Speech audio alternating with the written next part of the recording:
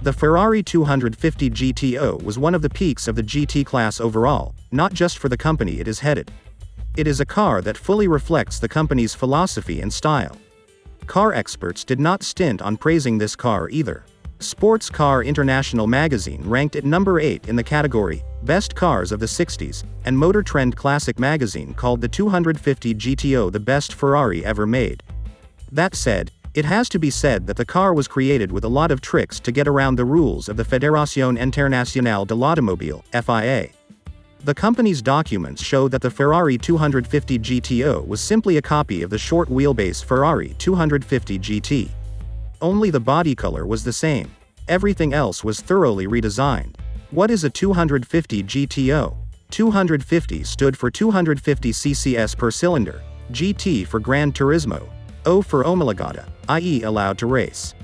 Of course, the 250 GTO is fundamentally different from the 250 GT. A completely new body was developed for it, taking into account all the latest achievements in aerodynamics. Even the bumpers were removed. The engine was moved to the center of the car to create a better weight distribution, and the cabin, on the contrary, was moved a little back. The powertrain was taken from the 250 GT. It was a 12-cylinder V-shaped engine with a camber of 60 degrees, 3.0-liter displacement, and 300 horsepower. This engine could accelerate the car up to 60 miles per hour in 5.6 seconds and reached a top speed of 170 miles per hour. In addition, independent suspension and disc brakes were used. It was equipped with a 5-speed gearbox. There were so many doubts about the car during the certification. However, only the members of the committee and Enzo Ferrari know why it was allowed to participate in races even though it violated almost every point of the FIA rules. Whether it was Enzo's cleverness, cunning, or something else, it is what it is.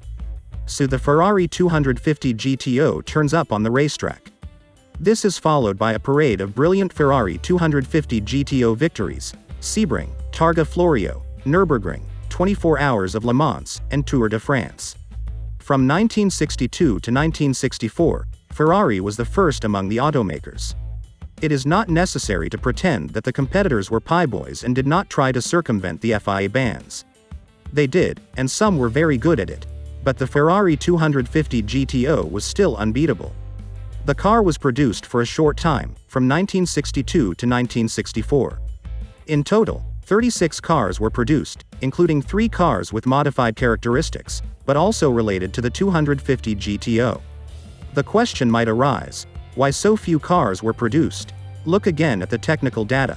This car can be driven only by experienced drivers.